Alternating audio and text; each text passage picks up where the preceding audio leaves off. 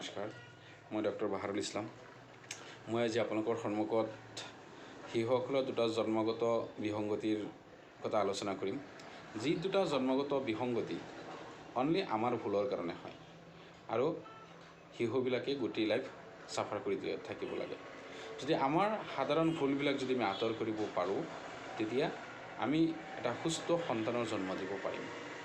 এতিয়া সেই জন্মগত বিসংগতি দুটা কি আৰু কেনেকৈ হয়, কিয় হয়, কেনেকৈ আমি প্ৰিভেণ্ট কৰিব পাৰিম, কেনেকৈ আমি সুস্থ সন্তানৰ জন্ম দিব পাৰিম, সেয়া আমি আজি আলোচনা কৰিম। এতিয়া প্ৰথমতে আপোনালোকে চাই লওক যে বেমাৰ দুটা কি।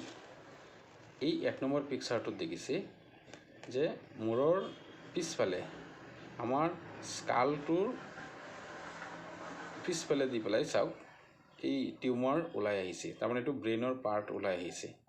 এইটো কয় এনএনকেফালি।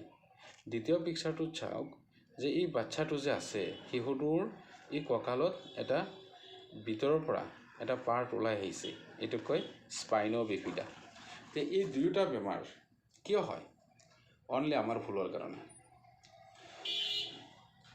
ভিটামিন B9 মানে ফলিক এচিড, সেই ফলিক এচিডৰ অভাৱৰ কাৰণে হয়। যদি কোনো গৰ্ভৱতী মাতৃ আগৰ পৰাই এণ্টি কনভালচিভ বা এণ্টি ইপিলেপ্টিক এণ্টিচাইজৰ মেডিচিন লৈ আছে বা ডায়েবেটিছ আছে, সেইবিলাকৰ চিকিৎসা নকৰাৰ কাৰণে হয়। এতিয়া এই ফলিক এচিড যে নল'লে তাৰ কাৰণে কি হ'ব পাৰে? আমাৰ মাতৃ যেতিয়া গৰ্ভত সন্তানটো যেতিয়া জন্ম দিয়ে, তেতিয়া সন্তানটো জন্ম দিয়াৰ প্ৰথম মাহ বা প্ৰথম 4 সপ্তাহৰ ভিতৰত এই সন্তানৰ এটা কেপচুল আকাৰে ফৰ্ম হয়। যেতিয়া ভিটামিন বিৰ বা B9 বা ফলিক এচিডৰ যেতিয়া অভাৱ হয়, তেতিয়া সেই কেপচুল আকাৰ যে ফৰ্ম হ'ব, তাৰ এটা পাৰ্ট খোলা থাকি যায়। যেতিয়া আমাৰ ব্ৰেইনটো মূৰৰ পিছফালে যেতিয়া খোলা পাৰ্টটো থাকি যাব, তেতিয়া আমাৰ ব্ৰেইনৰ এটা পাৰ্ট বাহিৰলৈ ওলাই আহে। ফলত বাচ্চা জন্ম হোৱাৰ লগে লগে মৃত্যু হয় বা 24 ঘণ্টাৰ পিছত মৃত্যুমুখত পৰে। দ্বিতীয়তে, যদি বাচ্চাটো যেতিয়া মাতৃৰ গৰ্ভত ফৰ্ম হ'ব, যদি মেৰুদণ্ডটোৰ লাষ্ট পাৰ্টত বা মেৰুদণ্ডৰ পিঠিৰ যিকোনো জেগাত মেৰুদণ্ডৰ ওপৰত যদি খোলা পাৰ্ট থাকি যায়, তেতিয়া সেই পাৰ্টৰ মাজেদি আমাৰ মগজুৰ পৰা মেৰুদণ্ডৰ ভিতৰতে যিটো স্নায়ুৰজ্জু আহিছে, তাৰ সেই কোমল পাৰ্ট ওলাই আহে, তাক কয় স্পাইনো বিফিডা। আৰু এই স্পাইনো বিফিডা হোৱাৰ ফলত আমাৰ এই শিশুটো লয়াৰ যিটো এক্সট্ৰিমিটিছ মানে লয়াৰ পাৰ্টটো শৰীৰৰ পেৰালাইচিছ হৈ থাকে। গতিকে যাৰ ঘৰত এনেকুৱা বাচ্চা জন্ম হৈছে, তেওঁলোকেহে গম পায় যে তাৰ কিমান বেদনা, কিমান কষ্ট এই বাচ্চাবিলাকৰ।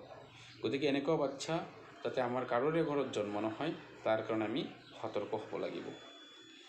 এতিয়া আমাৰ এই বেমাৰ দুটা হয় একমাত্ৰ ভিটামিন B9ৰ অভাৱত, মানে ফলিক এচিডৰ অভাৱত। দ্বিতীয়তে, এণ্টি কনভালচিভ মেডিচিন যদি কোনোবা লৈ আছে বা ডায়েবেটিছ আছে, যদি সতৰ্ক নহয়, যদি ডক্টৰক চেকআপ নকৰা, তাৰ ফলত হ'ব পাৰে। এতিয়া B9ৰ অভাৱত যে হয় বা ফলিক এচিডৰ অভাৱত হয়, এতিয়া যিহেতু বাচ্চাটো শিশুটো মাতৃগৰ্ভত থাকোঁতে প্ৰথম 4 সপ্তাহ মেইন সময়খিনি, তেতিয়া যদি ফলিক এচিড শৰীৰত পৰ্যাপ্ত পৰিমাণে নাথাকে, তেতিয়া এই বেমাৰ দুটা হ'ব পাৰে। এই নিউৰেল টিউব ডিফেক্টৰ এনএনকেফালি আৰু স্পাইনো বিফিডা হ'ব পাৰে। এতিয়া ফলিক এচিডটো কেতিয়া ল'ব লাগিব? আমি যেতিয়া ভাবে মানুহে যে আমি সন্তান জন্ম দিম, আমি কনচিভ হ'ব বিচাৰে, তাৰ 3 মাহ আগৰ পৰা ফলিক এচিড ল'লে বেছি ভাল। আৰু 3 মাহ আগৰ পৰাই গৰ্ভত সন্তানটো থকাৰ 3 মাহলৈকে, মানে ফাৰ্ষ্ট ট্ৰাইমেষ্টাৰ, তেতিয়ালৈকে folic acid continue daily 5 mg কৰি ল'ব লাগে। ফলিক এচিডটো যিহেতু আমাৰ শৰীৰত ডিপজিট হৈ নাথাকে, জমা হৈ নাথাকে, তাৰ কাৰণে আমি ডেইলি ল'ব লাগিব। আৰু এটা কথা যে কোনোবা কাপল বিয়া হৈছে, মেৰিড হৈছে, গতিকে প্ৰথম দিনৰ পৰাই, বিয়াৰ পিছৰ প্ৰথম দিনৰ পৰাই কণ্টিনিউৱাছলি ডেইলি 5 mg কৈ ফলিক এচিড ল'ব লাগে। আৰু যদি ফলিক এচিড প্ৰথমৰ পৰাই নলয় বা গৰ্ভত সন্তান থিতাপি লোৱাৰ 3 মাহ আগৰ পৰা যদি ফলিক এচিড নলয় তেতিয়া এনেকুৱা সন্তানৰ জন্ম হ'ব পাৰে। কাৰণ এনেকুৱা সন্তানৰ জন্ম কেতিয়া হয়, যদিহে ফলিক এচিড শৰীৰত পৰ্যাপ্ত পৰিমাণে নাথাকে, মানুহে নলয়, ফিমেলবিলাকে যদি নলয়, তেতিয়া প্ৰথম 4 সপ্তাহত ফলিক এচিডৰ অভাৱত এই বেমাৰটো হৈ যায়। পিছত ফলিক এচিড ল'লে কিন্তু একো লাভ নাই। 3 মাহ পাৰ হ'ল, বেমাৰটো হৈ গ'ল, তাৰপিছত ফলিক এচিড ল'লে তেতিয়া কোনো কাম নাই। কনচিভ হোৱাৰ আগৰ পৰাই ল'ব লাগিব। আৰু কনচিভ হোৱাৰ সময়ত এমাহ গ'লেহে মানুহে টেষ্ট কৰাৰ পিছত গম পায় যে কনচিভ হৈছে, কিন্তু অলৰেডি বাচ্চাটোৰ নিউৰেল টিউব ডিফেক্ট হৈ যায়। সেইকাৰণে কনচিভ হোৱাৰ কথা ভাবিলে তাৰ কনচিভ হোৱাৰ আগৰ পৰাই 3 মাহ আগৰ পৰাই ফলিক এচিডটো ল'ব লাগে। দ্বিতীয়তে, যদি কোনোবাই এণ্টি কনভালচিভ বা মৃগী বেমাৰ হৈ আছে, এণ্টিবায়'টিক মেডিচিন লৈ আছে, তেতিয়া ডক্টৰৰ পৰামৰ্শ লোৱা ভাল। গাইনী ডক্টৰ এজন দেখুৱাই তেতিয়া ভাল পৰামৰ্শ ল'লে ভাল। তৃতীয়তে, যদি কাৰোবাৰ ডায়েবেটিছ আছে তেতিয়াহ'লে সেই ডায়েবেটিছ কণ্ট্ৰলত ৰাখিব লাগিব আৰু ডক্টৰসকলক এডভাইচ মতে ৰেগুলাৰ চেকআপ কৰাব লাগে। এতিয়া ফলিক এচিড গৰ্ভৱতী মাতৃৰ বাহিৰেও আমি চবেই ডেইলি 5 mg কৰি লোৱাটো ভাল। কাৰণ ফলিক এচিডৰ কাৰণে আমাৰ শৰীৰৰ কিছুমান পাৰ্ট যেনেকুৱা নখ, চুলি, ছাল এইবিলাকৰ কোষবিলাক হেল্ডি নাথাকে। আমি ডেইলি যদি 5 mg কৰি ডেইলি ফলিক এচিড লওঁ তেতিয়াহ'লে চুলি আৰু ছাল আৰু নখৰ গঠন ভাল হয়। এতিয়া আমি যদি অলপ সতৰ্ক থাকোঁ তেতিয়া এই ক্ৰিটিকেল বেমাৰকেইটা আমি ৰোধ কৰিব পাৰিম।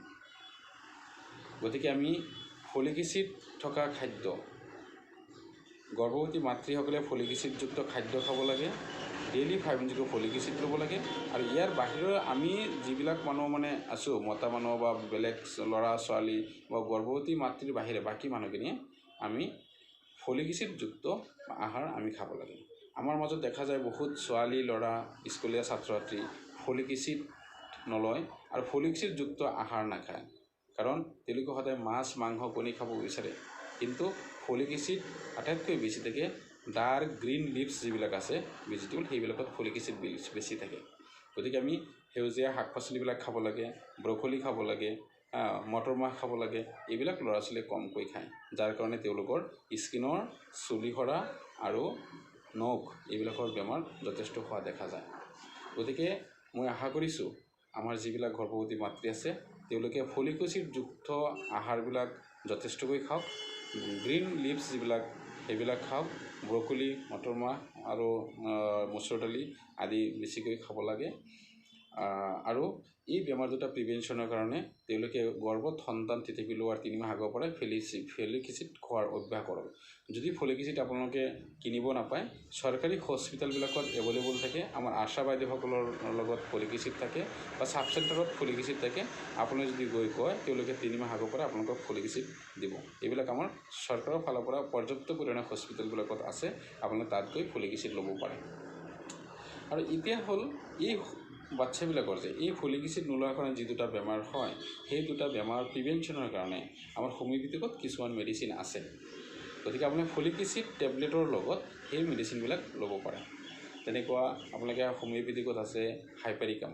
যদি আপোনালোকে পাৰে হাইপাৰিকাম 30 ডেইলি 1 ড্ৰপকৈ ৰাতিপুৱা আপোনালোকে 3 মাহ ল'ব পাৰিব। সেইটো জাৰ্মানৰ ৰেকুইছ কোম্পানীৰ হ'লে ভাল। দ্বিতীয়তে কেলিফছ 6X আৰু 12X দুটাৰ পৰা যিকোনো এটা আপোনালোকে 3 মাহ ল'ব পাৰে। আৰু কেলকাৰিয়া ফছ 6X ৰেকুইছ কোম্পানী, সেইটো যদি আপোনালোকে পাৰে 3 মাহ ল'ব। এই 3টা মেডিচিন হাইপাৰিকাম, কেলিফছ, কেলকাৰিয়া ফছ, এই 3টা মেডিচিন যদি আপোনালোকে প্ৰথম ফলিক এচিডৰ লগত 3 মাহ লয় তেতিয়া বাচ্চাবিলাকৰ নাৰ্ভৰ প্ৰব্লেমবিলাক সাধাৰণতে নহয়। গতিকে মই আশা ৰাখিছোঁ আপোনালোক মোৰ এই ভিডিঅ'ৰ দ্বাৰা উপকৃত হ'ব। আৰু সঁচাকৈ যদি উপকৃত হয় তেতিয়াহ'লে এটা ছাবস্ক্ৰাইব কৰিব, শ্বেয়াৰ কৰিব নাপাহৰিব। আৰু যদি উপকৃত হোৱা নাই বুলি ভাবে তেতিয়াহ'লে ডিছলাইক কৰিব। ধন্যবাদ।